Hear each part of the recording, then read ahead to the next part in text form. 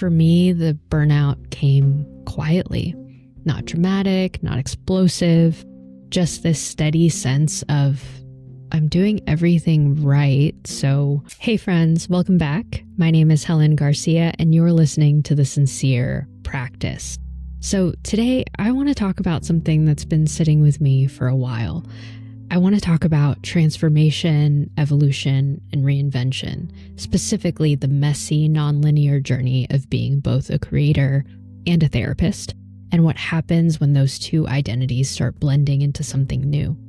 If you've been around for a bit, you know I didn't set out trying to become anything, quote unquote. I didn't wake up one morning thinking, you know what?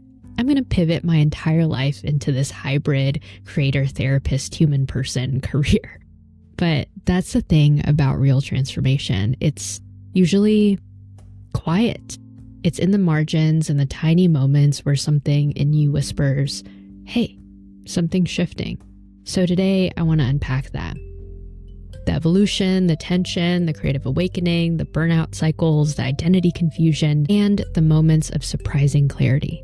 Think of this episode as a long coffee chat, like we're sitting across from each other and you're asking, okay, Helen, but how did you get here? Let's get into it. Part 1, the early days. If I rewind back far enough, I was always observing. Like, even as a kid, I was the one trying to decode people. I wasn't loud. I was talkative. I wasn't the, quote, main character. I was the watcher, the noticer, and the overthinker. The one who said, wait, why did you say that? Or, why does this feel off? Fast forward a couple years and boom. Suddenly, I'm in this world of therapy, mental health, training, frameworks, shadow work, the whole thing. Therapy gave me the language to what I'd always felt. It was like someone handed me a dictionary for the human heart. But what's funny is that at the same time, I was craving creative expression, writing, filming, making things, putting language around my own story, instead of just helping others name theirs. In those early days, it felt like I had two tracks running simultaneously. The therapist me, grounded, structured, clinically trained, always asking open-ended questions. And then there was the creator me, scrappy, emotional, experimental, trying to figure out how to speak in my own voice.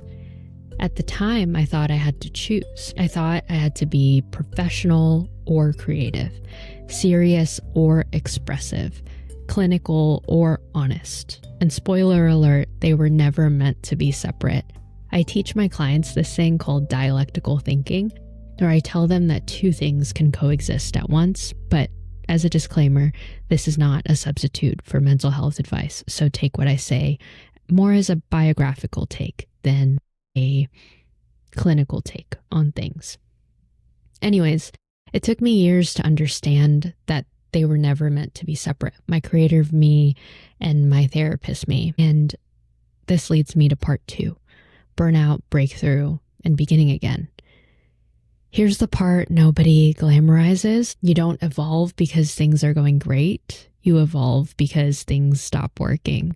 For me, the burnout came quietly, not dramatic, not explosive, just this steady sense of I'm doing everything right, so why does it feel wrong? I'd wake up drained, sessions felt heavier, creating felt impossible. I felt like a version of myself was functioning but not really alive. Do you ever feel that? The slow fade? In podcasting, they call it pod fade. The turning point wasn't even a big moment. It was a tiny, private one. I remember sitting in my car after a long day, engine off, hands still on the wheel, and I just said to myself, I think I'm done being who I've been. Dramatic, I know. Not done with therapy, not done with people, done with the version of me that was over-functioning, over-performing, over-explaining, over-caring. Burnout wasn't a failure, it was a boundary, a sacred one. And once I stopped trying to hold everything together, spaces started opening. Space to think, to feel to create again without the weight of being productive. What surprised me was that creativity didn't reappear with fireworks. It came quietly, like a friend knocking at the door saying, "Hey, ready to try again?" Which leads me to part 3 of my story, the evolution. One thing I've learned about transformation is that it rarely feels like transformation while you're in it. It feels like confusion. It feels like discomfort, awkwardness, sometimes even grief. People think evolution is a glow up. Nope.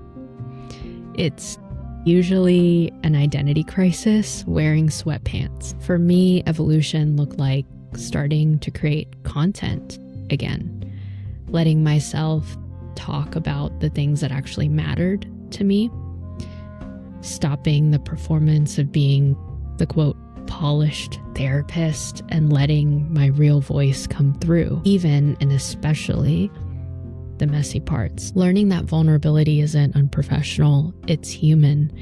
There was this moment, I remember filming a short video about decision paralysis, which is something I continually learn, by the way. I'm not perfect. I was tired, I didn't script it, I didn't plan it, I just talked. It wasn't perfect, but it was real. And people connected with it more than anything polished I'd made before. That's when it clicked. My evolution wasn't about becoming better. It was about becoming truer. It wasn't about adding more. It was about removing what wasn't me. And this is where we get to the creator therapist identity. People ask me a lot, is it hard being a therapist and a creator at the same time? And the honest answer is yes, because therapy is slow. It's deep, it's nuanced, and the internet is fast, loud, and reaction-driven. At first, I felt like I was living 2 lives. In therapy, you hold silence. Online, silence means the algorithm essentially kills you. Not literally, figuratively. In therapy, you ask questions. Online, people want answers, preferably in 30 seconds. In therapy, you're a guide. Online, you're a voice. It took me a long time to realize I didn't have to perform either role. I didn't have to, quote unquote, switch modes. I could just be myself. The creator, the therapist, the human, all the same person. And actually, the more I let myself merge those identities and reintegrate them, the easier everything felt. I think that's enough.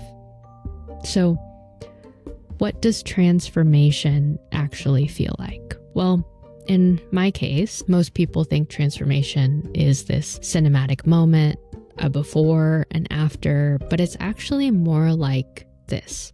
Transformation is when things that used to drain you no longer fit. Transformation is when you outgrow your coping mechanisms. And for me, transformation is when I stopped needing everyone to understand me. Transformation is when rest felt more natural than hustling. Transformation is when you choose alignment over approval. And sometimes transformation is just the quiet realization of I don't need to be who I was to become who I'm meant to be.